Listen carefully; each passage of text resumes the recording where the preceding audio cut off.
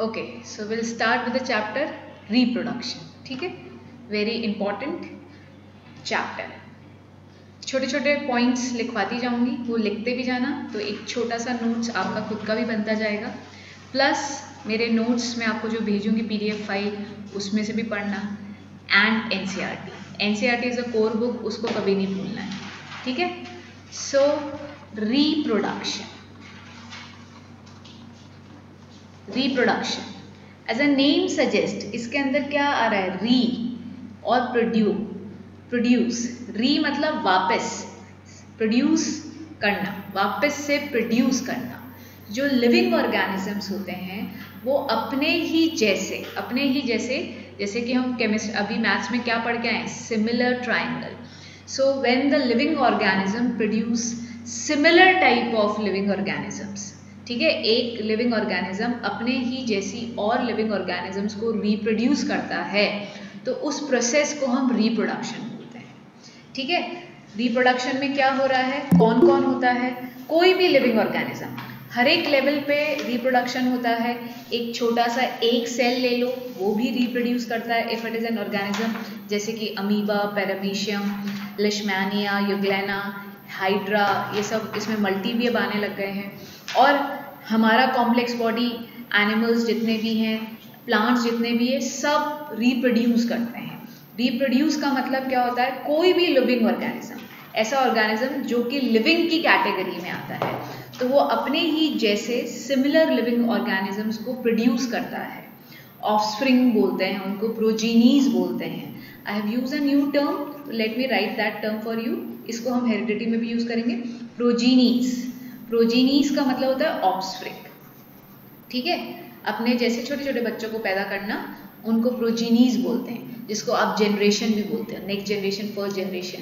ठीक है, तो छोटी छोटी टर्म्स अगर नई मैं इसलिए इंट्रोड्यूस कर रही हूँ, फैमिलियर बनाने की कोशिश कर रही हूँ कि जब हेरिडिटी एंड एवोल्यूशन में आए तो आप सबको ये चीज़ें थोड़ी बहुत दिमाग में होनी चाहिए.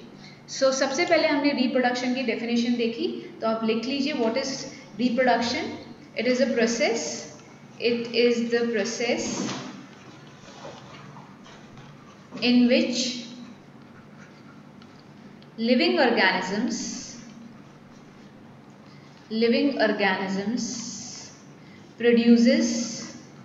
produce कर रहे हैं new organisms similar to themselves. बहुत इंपॉर्टेंस है इस वर्ड की, similar to themselves. अपने ही जैसी कॉपी बनाना, सिमिलर ऑर्गेनिजम्स बनाना, उसको बोलते हैं रिप्रोडक्शन. अच्छा, क्या ये रिप्रोडक्शन लाइफ प्रोसेस जो हमने फर्स्ट चैप्टर पढ़ा, जिसमें जो दूसरे प्रोसेसेस थे जैसे कि रेस्पिरेशन हो गया, डाइजेशन हो गया, ट्रांसपोर्टेशन हो गया, क्या रिप्रोडक्शन एक ऑर्गेनिज्म के लाइफ के लिए इतना ही इम्पॉर्टेंट है? क्या वो उसको लिविंग सर्वाइवल बेनिफिट देता है? Are you getting my question or not? क्या मेरा समझ में आया? मैंने क्वेश्चन क्या पूछा आप लोगों से? मेरा क्वेश्चन ये था, I asked you the question कि क्या रिप्रोडक्शन किसी भी ऑर्गेनिज्म को सर्वाइवल बेनिफिट देता है? Is it compulsory? It is necessary for the organism to live a life? Answer is no. Answer is no. जैसे कि डाइजेशन, आपको डाइजेशन से आप खाना खाते हो और उसको डाइजेस्ट करते हो. ट्रांसपोर्टेशन आपके खाना को ट्रांसपोर्ट करेगा या ब्लड में हर एक सेल को देगा. ठीक है. एक्सक्रीशन आपके वेस्ट को मूव करेगा. तो reproduction for an organism to live a life ज़रूरी नहीं है फॉर एन ऑर्गेनिज्म. ठीक है, अगर कोई ऑर्गेनिज्म को अपने आप खुद को ज़िंदगी जीनी है तो वो खुद की ज़िंदगी तो अच्छे से बीत जाएगी. तो reproduction is not necessary. It will not give any survival benefit to the organism. Organism जो कि जिंदा ऑर्गेनिज्म है, उसको रिप्रोडक्शन से कोई बेनिफिट नहीं मिलने वाला है. जो हमने लाइफ प्रोसेसेस जो फर्स्ट चैप्टर में देखे थे, डाइजेशन देखा, ट्रांसपोर्टेशन देखा, एक्सक्रीशन देखा, उससे क्या हो रहा था? ऑर्गेनिज्म को सर्वाइवल बेनिफिट मिल रहा था. अगर आप डाइजेशन ऑफ फूड नहीं होगा तो ऑब्वियसली आपको एनर्जी नहीं मिलेगी. ट्रांसपोर्टेशन ऑफ फूड नहीं होगा, एक एक सेल को एनर्जी नहीं मिलेगी, तो फिर से आपको सर्वाइवल बेनिफिट चाहिए.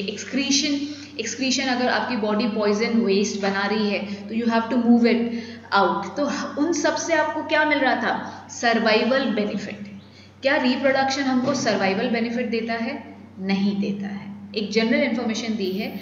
तो जो लिविंग ऑर्गेनिज्म, जो जिंदा आदमी है, वो रिप्रोड्यूस करे या नहीं करे, उसकी खुद की लाइफ पे कोई फर्क नहीं पड़ने वाला है। ठीक है, तो खुद की लाइफ में नहीं पड़ने वाला है, तो किसकी लाइफ में? Why is it necessary? 3 marks का क्वेश्चन आता है कि वाई रिप्रोडक्शन इज नेसेसरी। मैं उसके पॉइंट्स लिखूंगी, फिर आपको एक्सप्लेन करूंगी। तो reproduction, it is a process in which an organism reproduce, मतलब री का मतलब वापस से, और प्रोड्यूस करता है क्या? ऑर्गेनिजम्स जो कि उसके ही जैसे होते हैं। They are similar but not the exact carbon copy.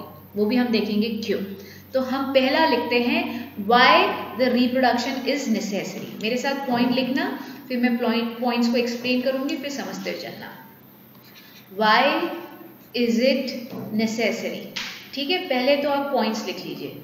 मैं आपको पॉइंट्स लिखवाती जा रही हूँ, फिर हम उनको डिटेल में डिस्कस करेंगे। इज इट मतलब रिप्रोडक्शन की बात कर रहे हैं कि ये नेसेसरी क्यों है। लिख लीजिए, पहले पॉइंट लिख ले, retain a particular species of living organisms.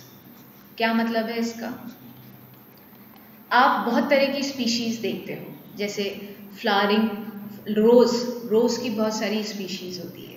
ठीक है, रेड कलर का रोज होता है, ऑरेंज कलर का रोज होता है। आप डॉग की बहुत सारी स्पीशीज देखते हो। हस्कीज कहाँ मिलते हैं? स्नो एरिया में। ठीक है, huskies you will find in snowy area में, यू विल फाइंड हस्कीज।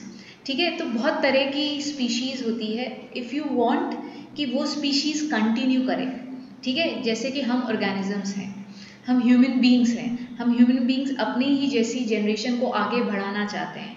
हम चाहते हैं 100 साल बाद भी हमको ह्यूमन बींग्स मिले, और 100 साल पहले भी ह्यूमन बींग्स थे। तो वो क्यों मिले? क्योंकि हर एक ऑर्गेनिज्म का एक लाइफ स्पैन होता है, उसके बाद उसकी बॉडी में डिटोरेशन आने लग जाता है। तो वो इंसान या वो ऑर्गेनिज्म तो ख़त्म हो जाएगा, बट ख़त्म होने से पहले वो अपनी ही जैसी एक रिप्रोड्यूस कर जाएगा ऑर्गेनिज्म को। जैसे कि हम ह्यूमन बींग्स अपने जैसे क्या मेल और फीमेल रिप्रोड्यूस करते हैं, जिससे कि हमारी जनरेशन कंटिन्यू रहती है, और वी विल से हमारी species we are human beings. तो हम ह्यूमन बींग्स आपको अगले कुछ सालों तक दिखते रहेंगे, जब तक कि हम रिप्रोड्यूस करते रहेंगे। ऐसे ही हस्की, अगर आप चाहते हो कि आप स्नो में जाओ और आपके बच्चे भी हस्कीज को देखें, तो वो हस्की जब भी मिलेगा जब हस्की रिप्रोड्यूस अपने जैसी कॉपी बनाता रहेगा।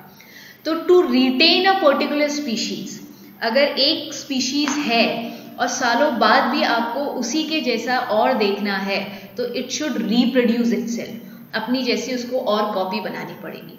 तो एक स्पीशीज कंटिन्यू रहती है अगर वो रिप्रोड्यूस करता रहता है। तो टू रिटेन मतलब संभाल के रखने के लिए, to retain a particular species of living organism, हमको क्या चाहिए? हमको रिप्रोड्यूस करते रहना पड़ता है।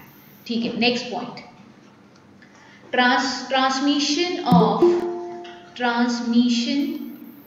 Of characteristic. हर एक पॉइंट को समझते हुए चल रहे हैं। Transmission of characteristic from one generation to another generation. समझो इसको बहुत आराम से, टू द नेक्स्ट जनरेशन। ठीक है, एक एग्जाम्पल पकड़ के चलते हैं। फिजिक्स में बायो में कैरेक्टरिस्टिक को ट्रेट्स भी बोलते हैं। जैसे कि मैंने ऊपर एक नई टर्म क्या बताई थी, ऑफस्प्रिंग को क्या बोलते हैं? प्रोजीनीज। तो इसी तरीके से कैरेक्टरिस्टिक को बोलते हैं ट्रेट्स। अभी कैरेक्टरिस्टिक और ट्रेट्स का मतलब क्या है? Let's take an example of a human being only. हर एक ह्यूमन बीइंग को अगर आप देखो तो दे आर सिमिलर। कैरेक्टरिस्टिक क्या होती है? सबके ईयर लोब्स होते हैं, ईयर लोब्स इनको बोलते हैं, these are called ear lobes. सबका एक नोज होता है, 2 आईज होते हैं, उनके हेयर होते हैं, उनके नेल्स होते हैं, उनकी 5 फिंगर एक हाथ में होती है। ठीक है, तो ये क्या है? कैरेक्टरिस्टिक। अगर एक ह्यूमन बीइंग को आप देखोगे तो एक ह्यूमन बीइंग दूसरे ह्यूमन बीइंग को देख के कैसे कह सकता है ना कि this is not a dog, this is a human being. Why? Because उसकी कैरेक्टरिस्टिक किसके सिमिलर है, एक ह्यूमन बीइंग के। तो आप चाहते हो कि जैसे कि आपके हाथ की जो शेप है ऑलमोस्ट सिमिलर वैसे ही आपके बच्चे की भी हुए, तो इसका मतलब there are certain characteristic, there is some chemical formula जो कि एक जनरेशन से दूसरी जनरेशन में ट्रांसफर होना चाहिए। ठीक है, तो ट्रांसमिशन ऑफ कैरेक्टरिस्टिक हम यही बात कर रहे हैं। हमारे बालों का कलर हो गया, हमारे ईयर लोब का स्ट्रक्चर हो गया, हमारे फिंगर्स का शेप हो गया, हमारे नेल्स का कलर हो गया, तो ये सारे हमारे स्किन का टेक्सचर हो गया। तो ये सब कैरेक्टरिस्टिक एक जनरेशन से दूसरी जनरेशन में ट्रांसमिट होती है। कब होगी? जब एक ऑर्गेनिज्म अपना ही जैसा दूसरे ऑर्गेनिज्म को रिप्रोड्यूस करेगा। अगर रिप्रोडक्शन होगा ही नहीं तो कैरेक्टरिस्टिक का ट्रांसमिशन होगा ही नहीं। क्या ये बात समझ में आती है? कैरेक्टरिस्टिक का मतलब समझ रहे हो? फीचर्स, ट्रेट्स, आपकी क्वालिटी क्या है कि हमारे लिप्स का कलर रेड होता है, तो क्या सारे ह्यूमन बीइंग का होता है? यस, ऑलमोस्ट सबका होता है, डिपेंडिंग। अगर आप साउथ अफ्रीका में जाओगे तो उधर की बात करो तो उधर का एनवायरनमेंट से उन लोगों ने अडेप्ट करके उनका स्किन का कलर डिफरेंट है। बट साउथ अफ्रीका की पूरी जनरेशन को अगर देखो तो उनके स्किन का कलर ब्लैक है और वो नेक्स्ट टू नेक्स्ट जनरेशन भी वही ट्रांसमिट कर रहे हैं। क्यों कर रहे हैं? क्योंकि उन्होंने उस कलर को अडेप्ट कर लिया है और वो एक कैरेक्टरिस्टिक बन गई है, उनका फीचर है। साउथ अफ्रीकन को देख के आप बोल देते हो यार ये तो ऐसा लग रहा है साउथ अफ्रीका से आया है। ठीक है, चाइनीज को देख के आप बोल देते हो ये ऐसा लगता है शायद चाइना से आया है। तो क्यों? क्योंकि कुछ ऐसी कैरेक्टरिस्टिक होती है उनकी आईज, चाइनीज की आईज बहुत छोटी छोटी होती है, तो that is one of the characteristic जो कि वो एक जनरेशन से नेक्स्ट जनरेशन में ट्रांसमिट कर रहे हैं। तो did you get the meaning of the term transmission of characteristic? Are you getting this term or not? Okay, next, third बहुत इंपॉर्टेंट टर्म है third, variations. Variation is leads to the origin of new species। आखिरी दोनों point को हम बहुत detail में देखने वाले हैं, आप आराम से देखिएगा। Variation leads to the origin of new species. समझो इस चीज को। अभी क्या फैला हुआ है?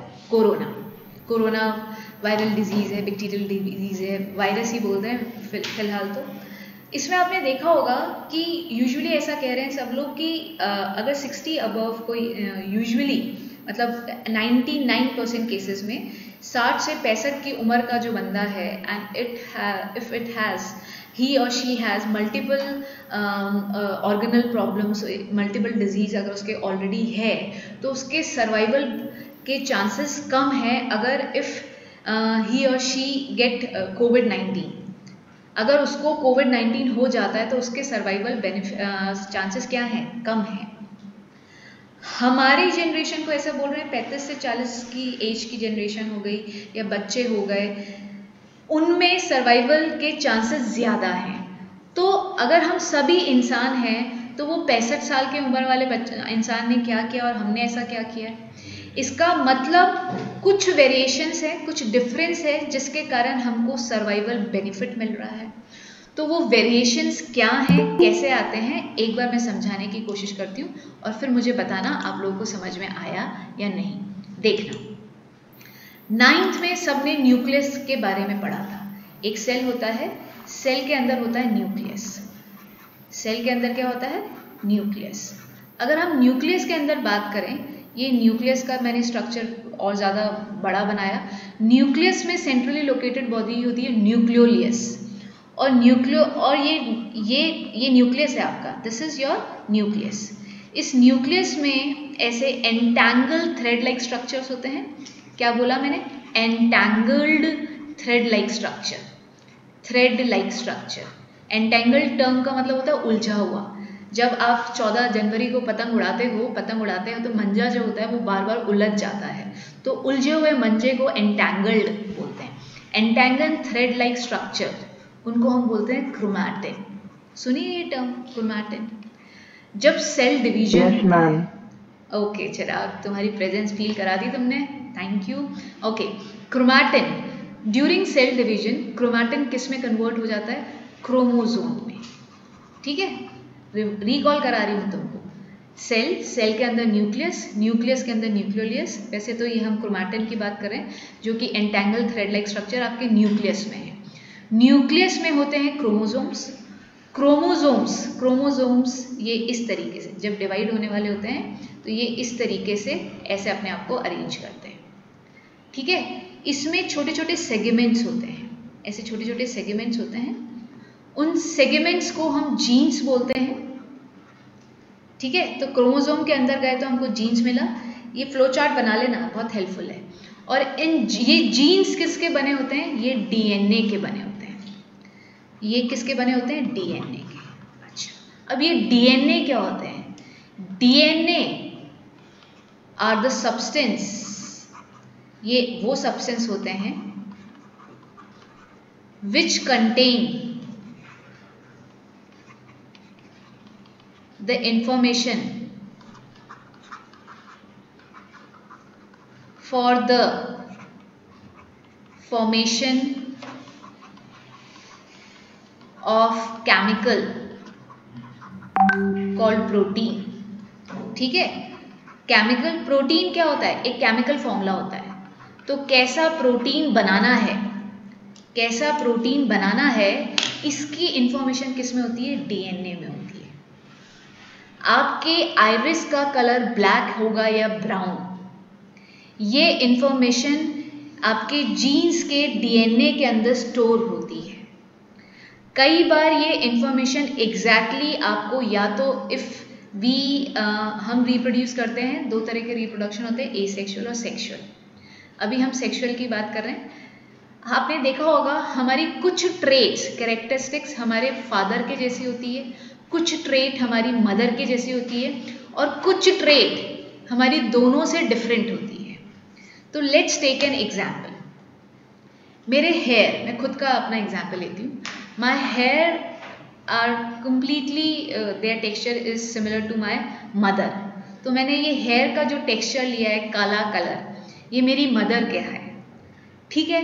My eyes a little big in size, उसका जो मैंने लिया है ये ट्रेट मुझे कहाँ से मिला? मेरे फादर का मिला, ठीक है। माई हाइट, मेरी हाइट ना मेरे फादर की जैसी है ना मेरी मदर की जैसी है, ये ट्रेट मेरा खुद का है, ठीक है। अब हो क्या रहा है? जो हम डीएनए की बात कर रहे थे, DNA contain the information that should be inherited from the parents to the next generation. पहली जनरेशन में से दूसरी जनरेशन में क्या पास ऑन होगा, उसकी इंफॉर्मेशन डीएनए के अंदर होती है। अगर डायग्राम देखिएगा, ये जो मैंने बनाया है, इस सेगमेंट में आइरिस का कलर की इंफॉर्मेशन एग्जैक्टली मेरी मदर का जो केमिकल फॉर्मूला था वैसा का वैसा बन गया, तो मुझे मेरी आइरिस का कलर कैसा मिला? मेरी मदर का जैसा। अगर इस सेगमेंट में वो इंफॉर्मेशन थी कि मेरे ईयर लोब का टेक्सचर मेरे फादर के केमिकल फॉर्मूले से मैच कर रहा था, तो मेरे ईयर लोब कैसे हुए? मेरे फादर के जैसे हुए, ठीक है। केमिकल क्या है? प्रोटीन। बट जब ये केमिकल फॉर्मूला, जब ये डीएनए क्या करता है? डीएनए क्या है? It is that segment which carry the information which will be transmitted from one generation to next generation. तो डीएनए हमको खुद को, I am a living being, मुझे भी चाहिए, प्लस मैं अपनी नेक्स्ट जनरेशन भी पास ऑन करूँगी। क्यों? क्योंकि मुझे अपनी बॉडी को मेंटेन करने के लिए I need protein. You know everybody take protein every single day. और आपने सुना होगा आजकल तो बहुत ज़्यादा प्रोटीन पे जोर दिया जाता है कि प्रोटीन बॉडी में अच्छा होना चाहिए। प्रोटीन ही है सब कुछ, जो आपके डीएनए की इंफॉर्मेशन है उसको भी प्रोटीन ही बना रहा है, ठीक है। तो जब मैं अपने डीएनए को एक जनरेशन से दूसरी जनरेशन में पास ऑन करती हूँ, तो मैं डीएनए खुद के पास भी रखती हूँ। अगर मुझे खुद के पास भी रखना है और नेक्स्ट जनरेशन में भी पास ऑन करना है, तो इसका मतलब मुझे अपने जैसा एक और डीएनए बनाना पड़ेगा। मतलब there should be a copy of DNA. क्या ये बात समझ में आती है? इट इज एग्जैक्टली लाइक कि घर बनाने से पहले आप उसका क्या बनाते हो? एक ब्लूप्रिंट बनाते हो। ब्लूप्रिंट क्या होता है? जिसके अंदर आप ड्रॉ करके दिखाते हो कि भैया घर ऐसा ऐसा दिखना चाहिए। तो तो ये डीएनए क्या करता है, अपने जैसी कॉपी बनाता है, कॉपी, डीएनए कॉपी, ठीक है, जिसमें से एक कॉपी तो मेरे पास रह जाएगी और एक कॉपी मेरी नेक्स्ट जनरेशन को पास ऑन हो जाएगी। तो जब ये मेरी कॉपी बन रही होती है डीएनए की, ये कॉपी जो होती है, दिस इज नॉट 100% एक्यूरेट। मतलब जो मेरी इंफॉर्मेशन, पहली बात तो जो बच्चे में इंफॉर्मेशन आ रही है वो दो पेरेंट्स से आ रही है, एक मदर और एक फादर। उन दोनों के सेल में फ्यूजन होता है, मतलब दोनों की डीएनए इंफॉर्मेशन मिक्स हो जाती है, ठीक है। मिक्स होने के बाद कुछ इंफॉर्मेशन, नया केमिकल फॉर्मूला बन जाता है। दैट इज द रीजन मेरी हाइट ना मेरे मदर की जैसी ना मेरे फादर की जैसी है, और कुछ इंफॉर्मेशन एग्जैक्टली कॉपी हो जाती है। तो मेरे कुछ फीचर्स मेरे फादर से रिजेंबल करते हैं, कुछ पेरेंट्स से रिजेंबल करते हैं। बट जो मेरी हाइट डिफरेंट आई, वो क्यों? क्योंकि मेरी बॉडी में जब ये फादर और मदर के डीएनए जब फ्यूज कर रहे थे तो एक नया ही केमिकल फॉर्मूला बन गया मेरी हाइट का। दैट इज द रीजन मेरी हाइट में वेरिएशन आया। तो थर्ड पॉइंट क्या लिखा है? Variation lead to the origin of new species. तो मेरी हाइट डिफरेंट हो गई है, देयर आर सर्टेन वेरिएशन। ये जो वेरिएशंस आते हैं, ये variations they mostly they give survival benefit. अब इसका क्या मतलब है? हमारे आसपास का एनवायरनमेंट कंटिन्यूसली बदल रहा है, ठीक है। कभी बहुत गर्मी बढ़ जाती है, कभी बहुत सर्दी बढ़ जाती है, और कभी ये कोविड-19 आ गया। अब किसको सर्वाइवल बेनिफिट मिलेगा? जिसकी बॉडी में वेरिएशन आए। वेरिएशन अगर हमारी बॉडी के अंदर आ ही नहीं रहे हैं, अगर इमेजिन करो you live in a temperature of 25 degree Celsius, आपकी बॉडी सालों साल तक अगर 25 डिग्री सेल्सियस में रहती है तो आपकी बॉडी उस टेम्परेचर को अडेप्ट कर लेती है। 25 साल, कुछ बहुत सालों के बाद अर्थ का temperature, as you know that हमारी ग्लेशियर पिघल रहा है, हमारा टेम्परेचर बढ़ रहा है। तो अगर टेम्परेचर बढ़ रहा है, आपकी बॉडी के अंदर अगर वेरिएशन नहीं आएंगे, और 40 डिग्री टेम्परेचर डेफिनेटली हो चुका है अब, तो अगर आप उसी 25 डिग्री को ही बॉडी अडेप्ट करती है तो आप मर जाओगे।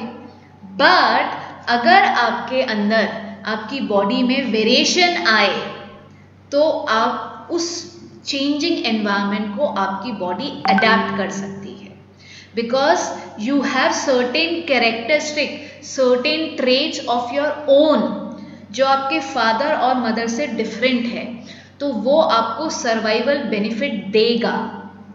बट अगर वेरिएशन आते ही नहीं और हम 25 डिग्री सेल्सियस वाली बॉडी को ही अडेप्ट कर चुके हैं और हमारी बॉडी हमारे एग्जैक्टली पेरेंट्स जैसी है, तो जैसा कि बोल रहे हैं कि 60-65 के अबव वाले कोविड-19 से अगर दे फाइट, तो मोस्ट ऑफ द केसेस में वो ख़त्म हो रहे हैं, और नहीं तो उनके आफ्टर इफेक्ट्स हैं, उनको लंग्स प्रॉब्लम हमेशा के लिए हो जाएगी। कोविड-19 अगर 65 से 60 की उम्र को हो रहा है, अगर वो 1% सर्वाइव भी कर रहे हैं तो उनको कुछ ना कुछ लंग्स की डिजीज जिंदगी भर के लिए हो चुकी है। Now they will not be fit like anything, ठीक है। बट हमको होगा तो हम शायद उसको ओवरकम कर पाए। क्यों? बिकॉज हमारे पेरेंट्स ने जब हमको जन्म दिया था तो हमारे अंदर वेरिएशंस आए थे। वो वेरिएशन हमको सर्वाइवल बेनिफिट देता है इस एवर चेंजिंग एनवायरनमेंट में। कुछ साल बाद हो सकता है कि जो नेक्स्ट जनरेशन आए उसकी बॉडी में इतने वेरिएशंस आ जाएं कि वो कोविड-19 से उसको कोई फर्क ही नहीं पड़े। तो क्या हम वेरिएशन चाहते हैं? Answer is yes, because variation आएंगे तो हमें क्या मिलेगा? सर्वाइवल बेनिफिट मिलेगा। अगर वो वेरिएशन एनवायरनमेंट को अडेप्ट नहीं कर पाते हैं तो वो स्पीशीज खत्म भी हो जाती है, ठीक है। हमेशा सर्वाइवल, मैक्सिमम केसेस में सर्वाइवल बेनिफिट ही मिलता है। नेक्स्ट जनरेशन हमेशा दूसरे से बेटर होती है, विच डजंट मीन कि पहली जनरेशन खत्म हो गई है। सबसे पहले अर्थ पे क्या था? एक बैक्टीरिया। ऐसे ही बोलते हैं ना कि बहुत सारे केमिकल्स, गैसेस इकट्ठी हुई, केमिकल फॉर्मूला बनाया, उस केमिकल फॉर्मूला से एक सेल बना। क्या बैक्टीरिया आज खत्म हो गए हैं? नहीं।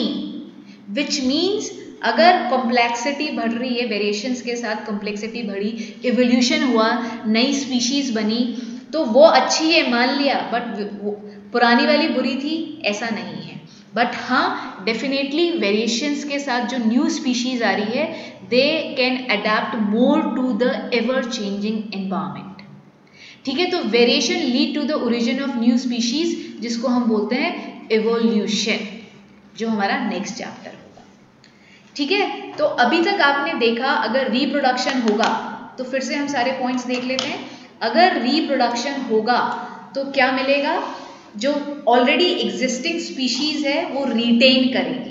इंसान अपने ही जैसे बहुत सारे इंसान पैदा करेंगे, डॉग अपनी ही जैसी दूसरी स्पीशीज अपने जैसी स्पीशीज पैदा होएगी, कैट, जितने भी एनिमल्स है, जैसे कि आज डायनासोर्स, हमें नहीं पता डायनासोर पहले थे भी या नहीं, हमने सिर्फ उनके फॉसिल्स को इकट्ठा करके एक स्ट्रक्चर बना लिया है।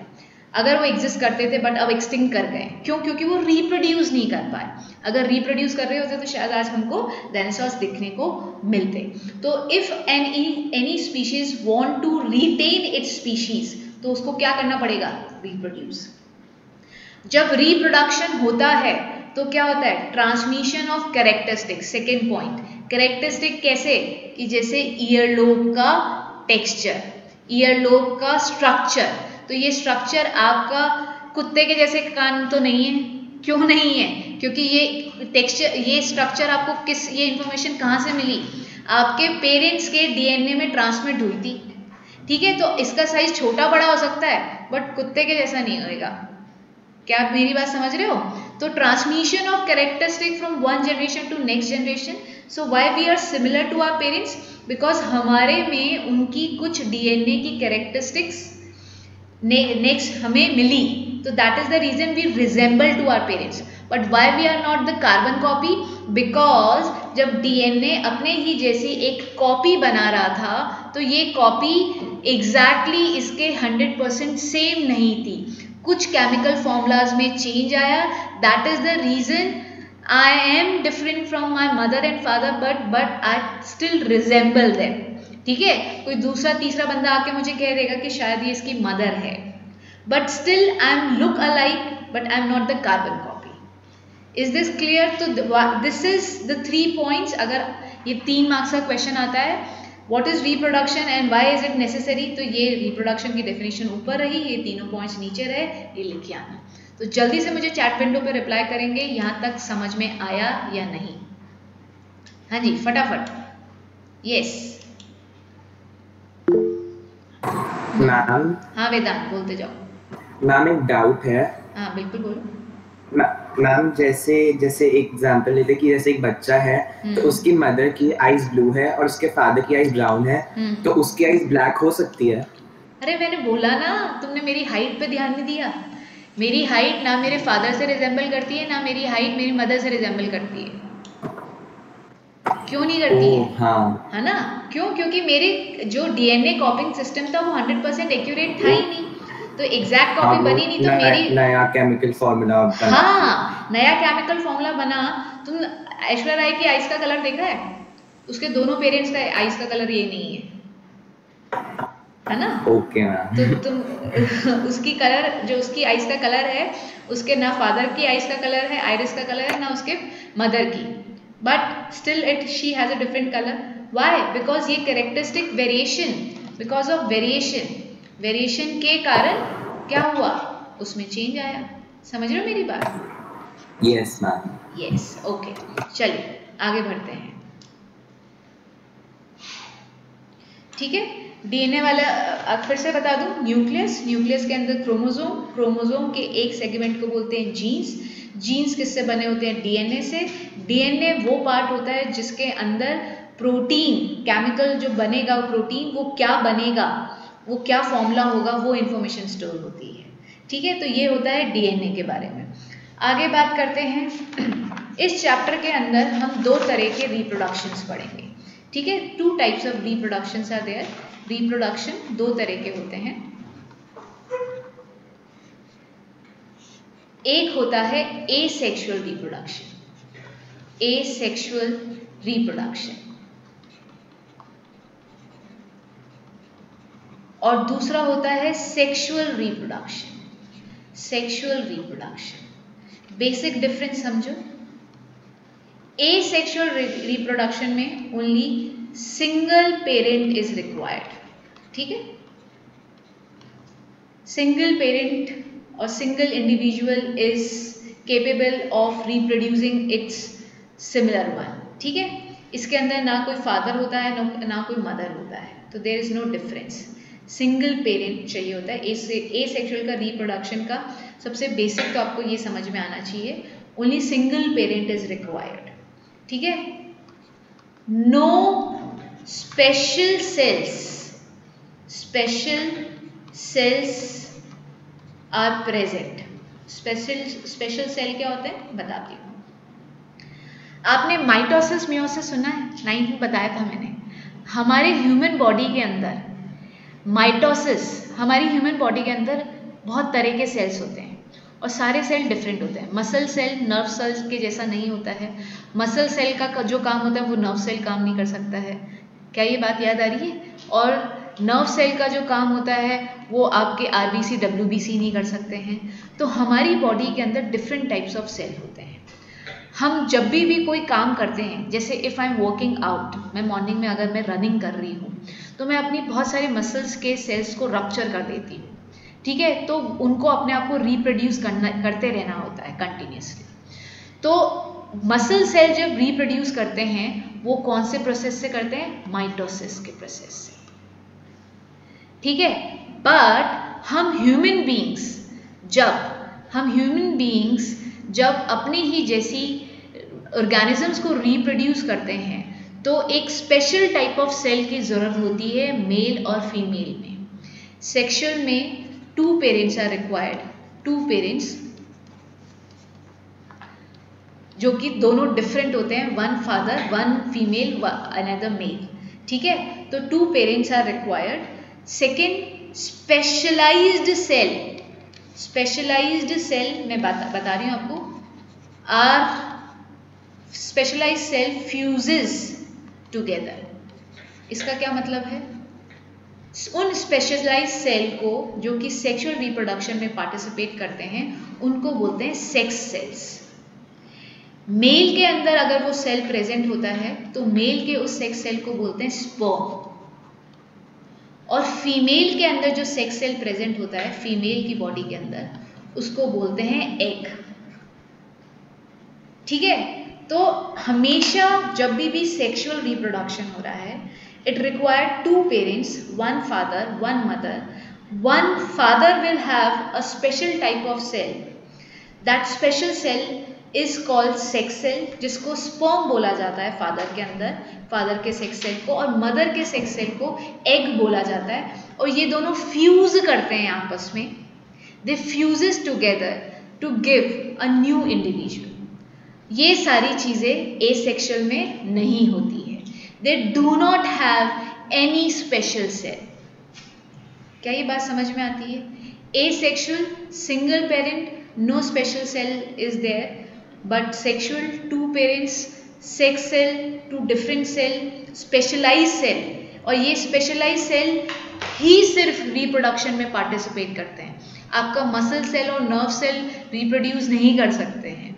ठीक है, सिर्फ ये special cell ही रिप्रोडक्शन में पार्टिसिपेट करते हैं. तो ये स्पेशल सेल्स सेक्सुअल रिप्रोडक्शन में चाहिए रहते हैं जब 2 पेरेंट्स होते हैं. एसेक्सुअल में only single parent is required and no special cell is there. जो एसेक्सुअल होता है this is fast mode of reproduction. बहुत जल्दी होता है, फास्ट मोड ऑफ रिप्रोडक्शन. ठीक है, जो सेक्सुअल होता है वो स्लो होता है.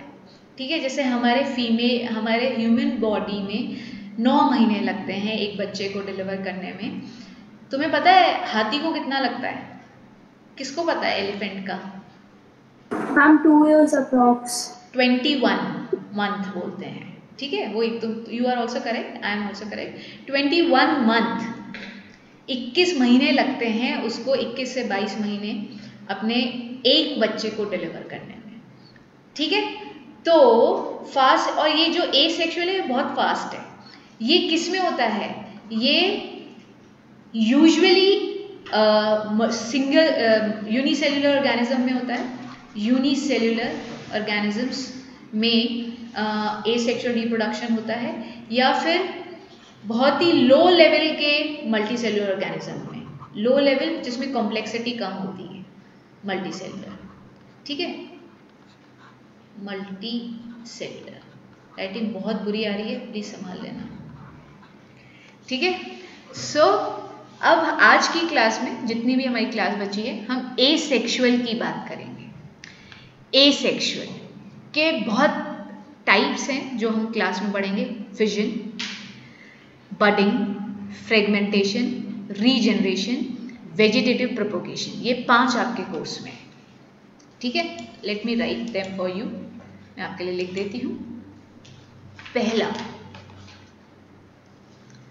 टाइप ऑफ एसेक्सुअल रिप्रोडक्शन जो हमारे कोर्स में, type of asexual reproduction, type of asexual reproduction. पहला फिजन, दूसरा बडिंग, तीसरा फ्रेगमेंटेशन, चौथा रीजनरेशन, पांचवा वेजिटेटिव प्रोपोगेशन जो कि प्लांट्स में होता है, प्रोपोगेशन, प्रोपेगेशन, ठीक है। करें स्टार्ट करेंगे हम फिजन से, ठीक है। विल स्टार्ट विद फिजन, तो स्टार्ट करते हैं। फिजन, फिजन का डिक्शनरी मीनिंग होता है स्प्लिटिंग, टूट जाना। What is the dictionary meaning of fission? Splitting, टुकड़े हो जाना। 2 तरह के फिजन रिएक्शन होते हैं, मतलब फिजन एसेक्सुअल रिप्रोडक्शन होते हैं। बाइनरी फिजन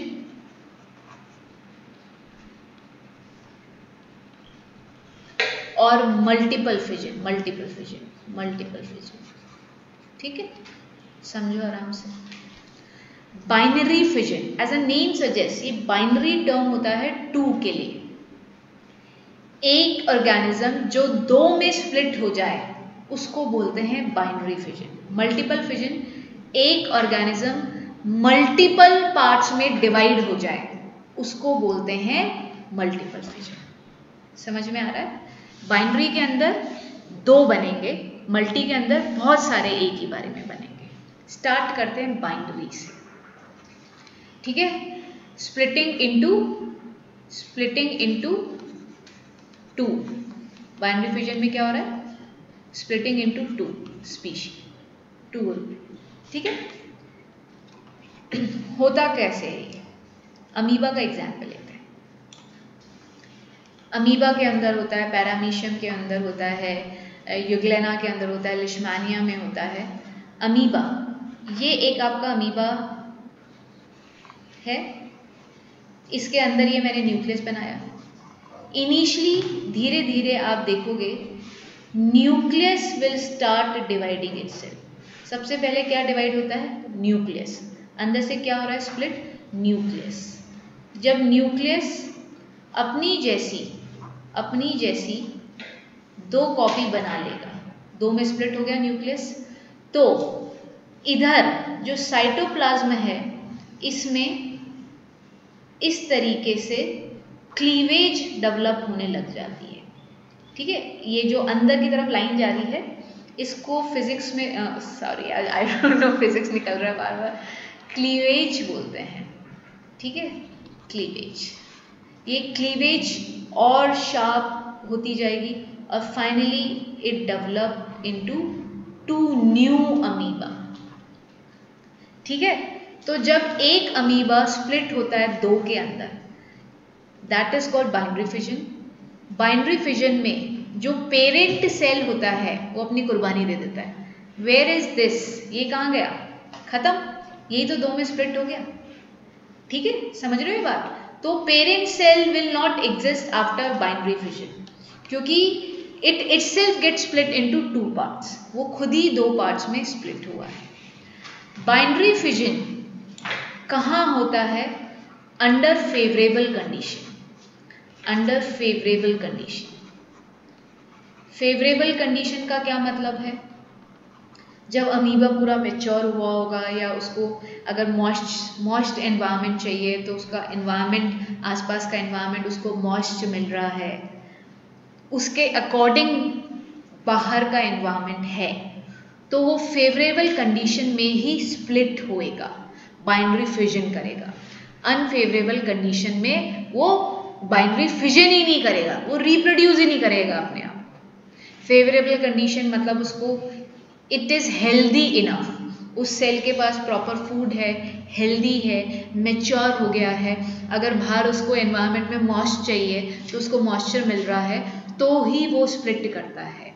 तो binary fission take place only in favourable condition. This is the term that you have to remember. ठीक है, तो ये आप याद रखिए। ओके, तीसरा किस किस में हो रहा है? जैसे कि मैंने बोला अमीबा, पैरामीशियम, ठीक है, यूग्लेना, लिशमैनिया। ये नाम क्यों लिख रही हूँ मैं अभी 2 मिनट में बताती हूँ। लिशमैनिया, ध्यान देना, लिशमैनिया की बात कर रहे हैं और पैरामीशियम की बात कर रहे हैं। पैरामीशियम, अमीबा में जो डिवीजन होता है, ये थोड़ा सा मैं समझा रही हूँ, उसका रीजन आपके स्कूल के बोर्ड्स के पेपर में पूछा जाता है कि किस तरीके से डिवाइड हो रहा है, तो वो चीज़ मेरे साथ समझना। अमीबा जो डिवीजन है वो कहीं से भी ब्रेक डाउन हो सकता है। देखना, ये अमीबा दिख रहा है आपको, थोड़ा सा ऊपर लेके जाते हैं, ये अमीबा, ये इधर से भी 2 पार्ट में स्प्लिट हो सकता है, वो इधर से भी 2 पार्ट में स्प्लिट हो सकता है, वो इधर से भी। क्लीवेज, जो मैंने क्लीवेज ऐसे ऊपर से नीचे लेके आ रही हूँ, वो ज़रूरी नहीं है वो क्लीवेज यहाँ से भी हो सकती है, वो क्लीवेज यहाँ से भी हो सकती है, वो क्लीवेज ऐसे भी हो सकती है। क्या ये बात समझ में आ रही है? तो मतलब वो किसी भी प्लेन में डिवाइड हो रहा है, समझ रहे हो? ये लाइनें क्या रिप्रेजेंट कर रही है? ये प्लेन रिप्रेजेंट कर रही है। ऐसे ये डिस्क घुमा, ये अमीबा है 3D स्ट्रक्चर, और इसमें ये डिस्क घुमा डाल दी, मतलब ये काट दिया उसको, ये मैंने ऐसे काट दिया, ये मैंने ऐसे काट दिया, तो अमीबा कैसे भी कट सकता है। बट पैरामीशियम कैसे कटता है? Imagine my hand as paramecium, तो वो ट्रांसवर्स प्लेन में कटता है। ट्रांसवर्स प्लेन ऐसे, जैसे कि ये मेरी गर्दन है, मैं 3D हूँ, तो मुझे नाइफ ऐसे ना मार के मुझे नाइफ ऐसे मारोगे इस प्लेन में, ठीक है? ये जो प्लेन कहलाता है इसको ट्रांसवर्स प्लेन बोलते हैं। ये स्कूल में पूछा हुआ क्वेश्चन है। तो ये ट्रांसवर्स प्लेन में पैरामीशियम डिवाइड होता है, याद रखेंगे, मैं लिख रही हूँ नीचे। ट्रांसवर्स का मतलब समझ में आया? If I am standing straight और जो मेरा डिस्क है, जो ये पेपर, जैसे कि ये इमेजिन करो, अब मेरे को इसको बॉडी के अंदर घुसाना है, तो पहले मैं इसको ऐसे करूँगी इस पोजीशन में, और ये इस तरीके से। सो दिस इज, इस मोड को बोलते हैं ट्रांसवर्स। अगर मैं ऐसे बोलती तो इसको लॉन्गिट्यूडनल बोलते हैं। This is called longitudinal. ठीक है, धीरे धीरे समझ में आएगा, और नहीं तो रट्टे लोग समझ में नहीं आए तो वैसे मैं अपनी तरफ से कोशिश कर रही हूँ। तो पैरामीशियम में कौन से प्लेन में डिवीजन होता है? ट्रांसवर्स प्लेन में, ट्रांसवर्स प्लेन में वो डिवाइड करता है। ठीक है, लिशमैनिया एक प्रोटोजुआ होता है, जिससे कि काला अजर करके एक बीमारी होती है, जो कि हमने human why do we fall ill diseases वाले चैप्टर के अंदर पढ़ा था, अगर आपको याद हो तो। ठीक है, ये लिशमैनिया कुछ इस तरह का होता है। ठीक है, ये इसकी ऐसे विप होती है, ये थ्रेड लाइक स्ट्रक्चर ऐसे निकल रहा होता है। जब लिशमैनिया ब्रेक बाइनरी फिजन होगा तो ये इस तरीके से होगा, देखना सब लोग। ठीक है, कैसे? लंबा, ये 2 में डिवाइड हो गया ऐसे, इसको बोलते हैं लॉन्गिट्यूडनल प्लेन में ही डिवाइड होगा। इमेजिन करो ये हॉरिजॉन्टल प्लेन में हो सकता है क्या? ऐसे, तो मतलब ऊपर वाले पार्ट में तो विप ही थ्रेड नहीं आएगी और नीचे वाले पार्ट में थ्रेड आएगी। ठीक है, तो कैसे डिवाइड होगा? पूरे स्ट्रक्चर कैसा है कि ये ऊपर वाला पार्ट न्यूक्लियस को कंटेन करता है और नीचे थ्रेड लाइक स्ट्रक्चर, तो जब ये लॉन्गिट्यूडनली डिवाइड होता है तो ही 2 विप्स निकलेंगी। अगर आप हॉरिजॉन्टल इस प्लेन में डिवाइड कर दोगे तो इमेजिन करो ना, ऊपर 2 पार्ट, ऊपर वाला पार्ट और नीचे वाला पार्ट अलग हो गया, तो नीचे वाले पार्ट में तो विप रह गई, ऊपर वाले पार्ट में तो विप है ही नहीं। विप मतलब ये थ्रेड लाइक स्ट्रक्चर की बात कर रही हूँ। तो ये नाम याद रखना, लिशमैनिया लॉन्गिट्यूडनल प्लेन में डिवाइड होता है और पैरामीशियम ट्रांसवर्स प्लेन में होता है, और amoeba in any plane, amoeba any plane में डिवाइड होता है। रखेंगे याद, कोशिश करेंगे याद रखने की, ठीक है। बेस्ट कंटेंट दूंगी बायो का। आजकल मेरे को फीडबैक उल्टा मिलने लग गया है कि मैम बायो ज़्यादा अच्छा पढ़ाने लग गई हो आप, ठीक है। तो भैया मैं ऐसा नहीं चाहती थी, मेरा सब्जेक्ट है फिजिक्स, ठीक है। और वैसे मैं अगर तुम तीनों बोलो तो समझ में आता है, बट फिजिक्स के बायो के लिए प्लीज चलो आगे बात। फिजिक्स ज्यादा हार्ड है ना? क्या मैम फिजिक्स ज्यादा हार्ड है ना फिर बायो से? बायो में तो सिर्फ रखना पड़ता है और थोड़ा बहुत समझना पड़ता है, हाँ। तो वो अच्छे से हो जाता है, और फिजिक्स में थोड़ा बहुत हार्ड पड़ता है। अच्छा नहीं, मैं तो मेरी बात कर रही हूँ, समझ आती है। तुम ये बताओ कि मैं क्या बेटर पढ़ा रही हूँ? अगर मतलब फिजिक्स क्या मेरे से पढ़ाई हुई समझ में नहीं आती क्या? केमिस्ट्री वो तो मेरा फेवरेट है। केमिस्ट्री तो मैं सभी बेस्ट पढ़ाती हूँ। हाँ वैसे सारी अच्छे मतलब ये मिक्स्ड सुनना भी अच्छा है कि कोई बोले कि मैम आप फिजिक्स पढ़ा रहे हो अच्छा, आप केमिस्ट्री अच्छा पढ़ा रहे हो, बायो अच्छा पढ़ा रहे हो, तो इसका मतलब मैं तीनों के साथ जस्टिफिकेशन कर रही हूँ। बट मेरे साथ एक सब्जेक्ट टैग मत करना, और अगर टैग करना हो तो वैसे तो एक मत ही करना, क्योंकि तीनों अच्छा पढ़ाऊंगी तो ही 10th मेरे साथ पढ़ने में मज़ा आएगा, ठीक है। चलो आगे बढ़ते हैं। मल्टीपल फिजन की बात कर रहे थे, ध्यान से सुनेंगे। Multiple fission as a name suggest, इसके अंदर कितने बनने वाले हैं? एक से ज्यादा। एग्जाम्पल लेते हैं प्लाज्मोडियम, पहले डेफिनेशन लिखना है तो लिख लो। Multiple fission into many new individuals, it divide into many new individuals, तुम अपने आप कर लेना, इनटू मैनी न्यू इंडिविजुअल्स, ठीक है।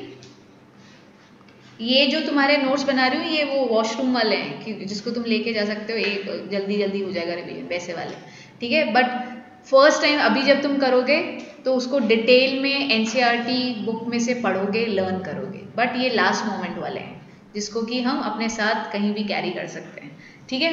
So multiple fission, it an organism split into new individual, many new individuals, ठीक है। एग्जाम्पल लेते हैं प्लाज्मोडियम का। प्लाज्मोडियम, मेरे को स्पेलिंग देखनी पड़ती है, ये एक कमी है मेरी जो दूर नहीं हो रही है। प्लाज्मोडियम का स्ट्रक्चर कुछ इस तरह का होता है, ठीक है। इसमें होता क्या है, ये कब तक नहीं डिवाइड होता है? इसमें जब फिजन होता है, मल्टीपल फिजन, वो अनफेवरेबल, पहले कंडीशन अनफेवरेबल होती है, अनफेवरेबल कंडीशन से फेवरेबल कंडीशन मिलती है उसको, then it divide, then it splits. I'll not use the term divide, I'll use the term split, then it split. इसका क्या मतलब है? Let's say प्लाज्मोडियम जो मैंने बना रखा है, अभी बाहर का एटमॉस्फेयर उसके हिसाब से सही नहीं है, हवा बहुत तेज चल रही है, तो प्लाज्मोडियम क्या करेगा? अपने चारों तरफ एक प्रोटेक्टिव लेयर बनाना चालू करेगा। इस थिक प्रोटेक्टिव लेयर को क्या बोलते हैं बायो में? सिस्ट, ठीक है, इसको बोलते हैं cyst, a thick protective layer. क्यों? क्योंकि अभी बाहर की कंडीशन कैसी है?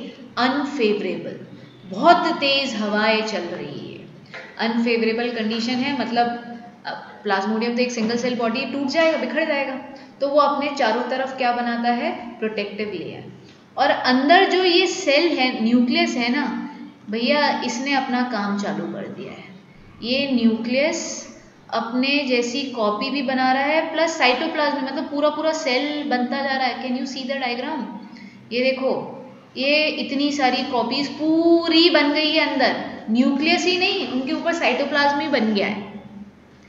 अंदर ये कार्यक्रम चल रहा था क्योंकि बाहर कंडीशन कैसी थी, अनफेवरेबल थी, तो उन्हें कहा भैया वेट क्यों करना, हम तो अपना काम करते रहें।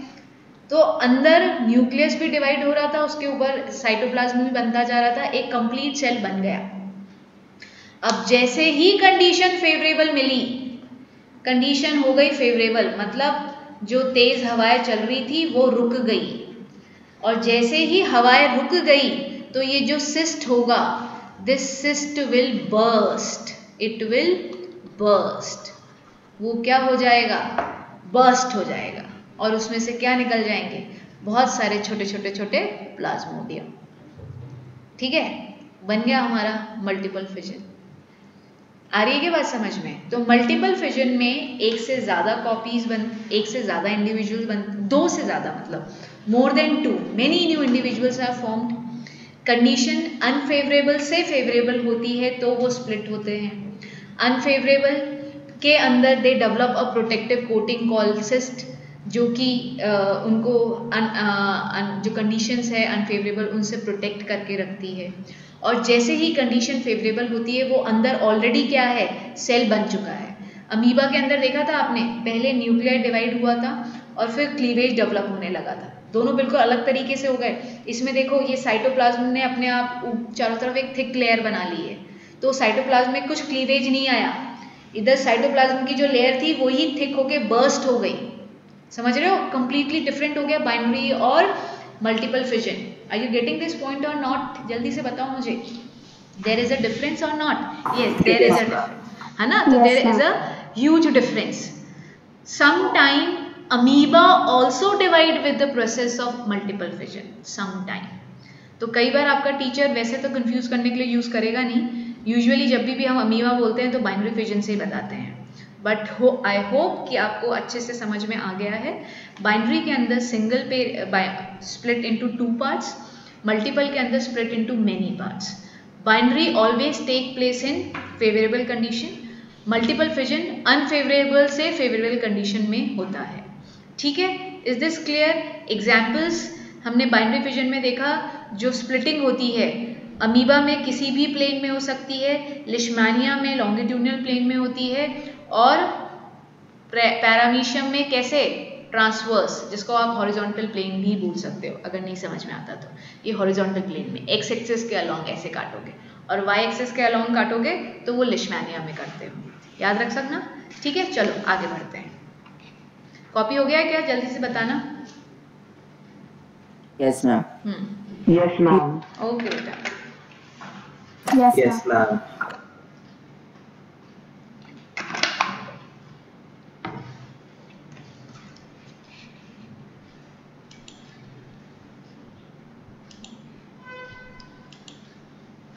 नेक्स्ट देख रहे हैं बडिंग। बडिंग को एक वर्ड में अगर डिफाइन करना चाहें तो it is also called outgrowth. ठीक है, बडिंग को अगर एक वर्ड में डिफाइन करना चाहें तो इसको बोलते हैं आउटग्रोथ। लिख लीजिए, न्यू इंडिविजुअल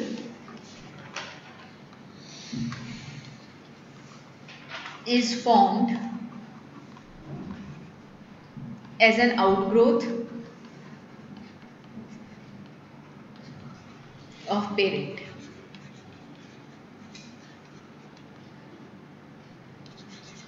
Daughter, पहले लिख लो फिर समझाती हूँ। Daughter separates away and parent continue to exist। अरे ये बताना जरूरी था क्या? हाँ, क्योंकि अभी तक बाइनरी और मल्टीपल में तो भैया पेरेंट खत्म ही हो गए थे, है ना? अमीबा स्प्लिट हो गया 2 के अंदर तो 2 नए इंडिविजुअल बन गए। पैरामीशियम साइटोप्लाज्म में बस्ट कर गया था खुद का, तो खूब सारे बच्चे पैदा करके गया। ठीक है, तो इधर ऐसा नहीं हो रहा है, इधर पेरेंट भी सर्वाइव करेगा और डॉटर सेल सेपरेट होके वो भी as a new individual survive करेगा। किसके अंदर होता है? एग्जाम्पल्स लिखो। हाइड्रा। हाइड्रा। हाइड्रा इसका बेस्ट एग्जाम्पल है ईस्ट। हाइड्रा से समझना चालू करते हैं।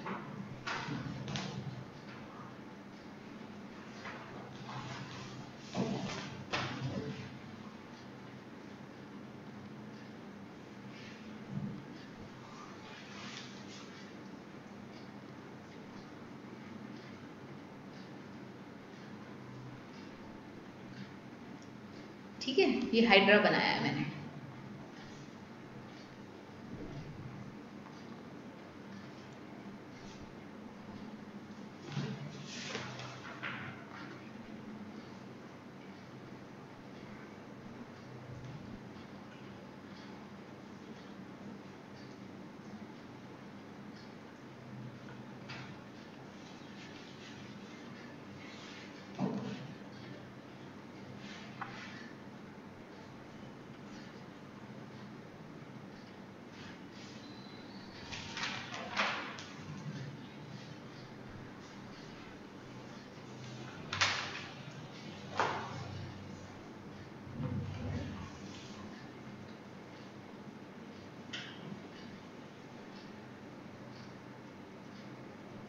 क्या हो रहा है इधर? ये आउटग्रोथ यहाँ पे, ठीक है। आउट बेसिकली होता क्या है? बडिंग के अंदर एक पर्टिकुलर पार्ट पे मल्टीपल सेल डिवीजन होता रहता है, मल्टीपल सेल डिवीजन, ठीक है। एक पर्टिकुलर पार्ट पे जब बहुत बार सेल डिवीजन होता रहता है तो it result into an outgrowth. Outgrowth मतलब एक पार्ट स्वेलअप होने लग जाता है उधर का, ठीक है। पहले क्या होगा, एक पर्टिकुलर पार्ट एक कॉर्नर पकड़ लेगा और उस पर मल्टीपल सेल बार बार अपने आप को डिवाइड करता रहेगा, अपने ही जैसी खूब सारी कॉपी बनाता रहेगा, जिसके कारण वो पर्टिकुलर पार्ट स्वेलअप हो जाएगा, जिसको हम क्या बोल रहे हैं? आउटग्रोथ, ठीक है। वो और ग्रो करने लगेगा and you can see third के अंदर, पहली पिक्चर, सेकंड पिक्चर और थर्ड में उसने एग्जैक्टली अपनी जैसी ही एक हाइड्रा बना ली है। और फोर्थ पिक्चर में क्या होगा, ये हाइड्रा अब पेरेंट हाइड्रा से अपने आप को डिटैच कर लेगा, डॉटर हाइड्रा, और एक न्यू इंडिविजुअल हाइड्रा में डेवलप होना स्टार्ट हो जाएगा, ठीक है। तो इसमें बात याद रखने की क्या है? क्या मैम ये मल्टीपल जो ये आउटग्रोथ हो रही है कहीं भी हो सकती? क्या ये tentacles, these are called tentacles में आउटग्रोथ नहीं होती है। तो इसका मतलब ये जो आउटग्रोथ होती है इसकी भी कुछ फिक्स पोजीशंस होती है, इनकी भी पोजीशन फिक्स्ड होती है। टेंटेकल्स जो ये थ्रेड लाइक स्ट्रक्चर हैं इनमें नहीं होगी आउटग्रोथ। तो एक पर्टिकुलर पार्ट पे जब आउटग्रोथ होती है मतलब सेल अपने आप को कंटिन्यूसली डिवाइड करता है, वो ग्रो करता जाता है, it become mature and after getting mature it detach itself from the parent plant, parent organism, ठीक है। पेरेंट से अपने आप को सेपरेट कर लेगा and they both become two individuals. वो दोनों अलग इंडिविजुअल बन गए हैं। Daughter nuclear, daughter cell organism भी एग्जिस्ट करेगा सेपरेटली फ्रॉम द पेरेंट। तो पहला अभी तक हमने वी विल स्टडी 3 मोर, मतलब फ्रेगमेंटेशन, रीजनरेशन हमको अभी पढ़ना है, इनफैक्ट वेजिटेटिव प्रोपगेशन अभी तो हमने दूसरा ही पढ़ा है। तो बाइनरी, अगर हम फिजन से बडिंग को सेपरेट करें तो फिजन के अंदर there was no existence of parent after fission. Fission के बाद पेरेंट की कोई एग्जिस्टेंस नहीं रह जाती है, पेरेंट ही 2 इंडिविजुअल डॉटर न्यूक्लियाई या मल्टीपल डॉटर न्यूक्लियाई में कन्वर्ट हो जाता है। डॉटर का मतलब ये नहीं है कि जो न्यू इंडिविजुअल बना है वो लड़की जैसा है, ठीक है, ये बोलने का तरीका है। उन्होंने सन न्यूक्लियाई नहीं बनाया है, SON सन न्यूक्लियाई नहीं बोलते हैं। तो please do not get confuse with the term daughter, because A section में पहली बात तो 2 डिफरेंट सेक्स सेल्स ही नहीं होते हैं, ठीक है। सारे ए सेक्सुअल ऑर्गेनिज्म एक जैसे ही होते हैं, उनमें कुछ भी सेक्स सेल्स ही नहीं होते हैं, सारे सेल ही सेम होते हैं, स्पेशलाइज सेल ही नहीं होते हैं। तो डॉटर टर्म का मतलब क्या है? 2 बच्चे, वो 2 बच्चे ना तो लड़के हैं ना लड़की है, but in biological term we call them daughter nuclear. ठीक है, तो please do not get confuse. कुछ बच्चों को लगे कि भैया डॉटर अमीबा हो गया, लड़की जैसा अमीबा। नहीं भाई, डॉटर मतलब 2 अमीबा, अमीबा के 2 बच्चे। ठीक है, तो do not try to distinguish or discriminate between sex कि भैया लड़का है या लड़की, कुछ भी नहीं है, सिर्फ बच्चा है, सिर्फ बच्चा है। ठीक है, तो जब भी ए सेक्शुअल में डॉटर बोला जाता है, it is the way to write it, जो कि हमें सिखाया गया है। दैट इज द रीजन हम डॉटर टर्म यूज करते हैं, सन नहीं यूज करते हैं। ओके, तो प्लीज़ यहाँ तक बडिंग तक का याद रखो, बहुत थोड़ा सा ही बताया। नेक्स्ट क्लास बहुत इंपॉर्टेंट होने वाली है, जिसमें हम फ्रेगमेंटेशन, रीजनरेशन, वेजिटेटिव प्रोपोगेशन कर लेंगे। ठीक है, तो परसों की क्लास के लिए रेडी रहिए और पढ़ते रहिए। आज शायद मैं मैथ्स की एक बोर्ड्स की शीट आप लोगों के साथ शेयर करूँगी, तो ज़रूर से उसको करके मुझे भेज देना। And please revise the lecture. सब लोग क्या करेंगे, जितना पढ़ा है उसको एक NCERT बुक से पढ़ेंगे। मैं अपने नोट्स भी अभी चाहे PDF भेज दूँगी, नहीं तो आपके पास कोई रेफरेंस बुक है उससे पढ़ो। NCERT की रीडिंग अभी तक की हो जानी चाहिए सब लोगों की, बार बार थॉरो रिवीजन, बार बार रिवाइज करो। ठीक है, चलिए बाय एवरीवन, मिलते हैं कल। Thank you ma'am. ओके बेटा, bye. Thank you ma'am. Bye बच्चा।